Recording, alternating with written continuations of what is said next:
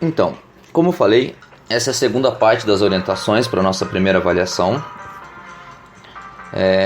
Se você achar necessário, faça algumas pontuações, algumas observações no seu caderno enquanto ouve essas dicas. Acho que é interessante depois para você organizar seu estudo. Nosso cérebro aprende se houver sentido naquilo que estamos estudando. Por isso, pense sobre o que estamos estudando para não apenas decorar, já que isso também será necessário e será cobrado lá para frente nos próximos conteúdos. Então, como o próprio título do capítulo diz, estamos vendo a composição química dos seres vivos. Dessa forma, você deve entender, antes de tudo, que isso que foi estudado até aqui será necessário para compreender os outros conceitos que serão abordados esse ano e, nesse caso, tudo relacionado à citologia.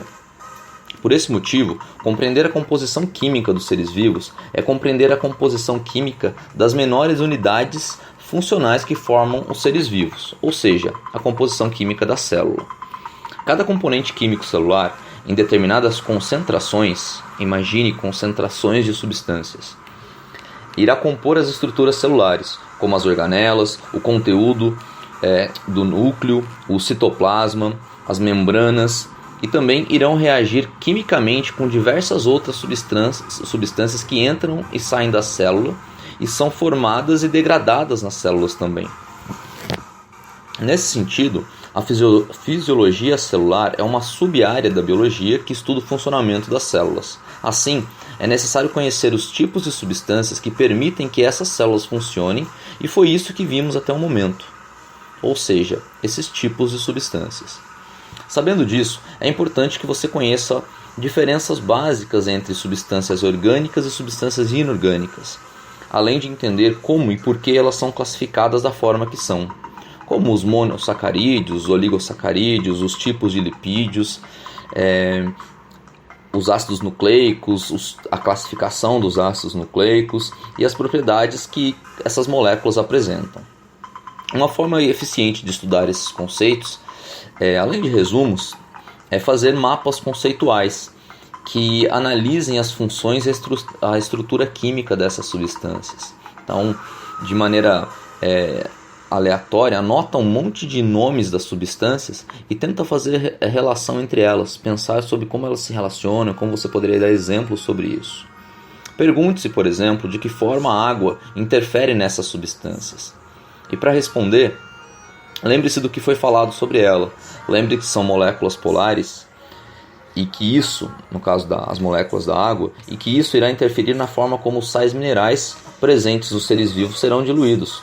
Por exemplo, já que os sais minerais na forma no meio aquoso, eles vão se dissociar em íons, vão ter cargas, certo? E isso vai ter alguma relação com a polaridade da água que a gente comentou durante as aulas. Então, lembre-se de que moléculas polares, como a água, causam efeito em moléculas apolares, no caso, um tipo de repulsão, como nos fosfolipídios, e na verdade uma parte dos fosfolipídios. Ao lembrar disso, você já pode lembrar da estrutura de um fosfolipídio e consegue entender o porquê eles se organizam da forma como se organizam, que formam, por exemplo, as micelas e os lipossomos.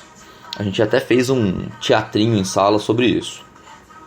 Lembre-se que é devido a essas propriedades que os fosfolipídios ligados a proteínas formam as lipoproteínas, como o LDL e o HDL, que são estruturas de extrema importância, já que essas estruturas conseguem carregar pelo sangue moléculas como o colesterol e os triglicerídeos, devido às propriedades que eles têm.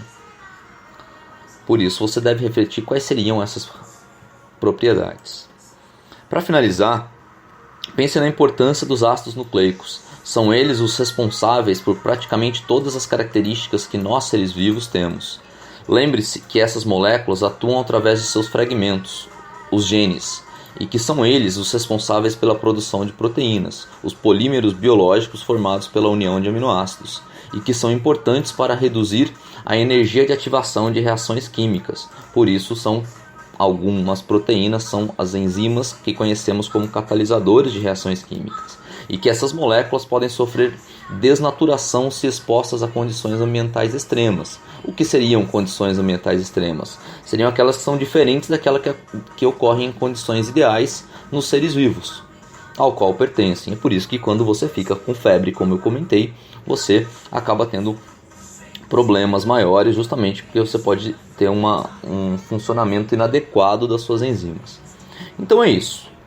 Espero que façam um bom estudo e que nessas próximas aulas antes da prova você concentre na resolução dos exercícios que esclareça as suas dúvidas nos momentos adequados e que permita o aprendizado do maior número de alunos possível, inclusive o seu. Então, bons estudos, até breve e que você faça uma boa prova.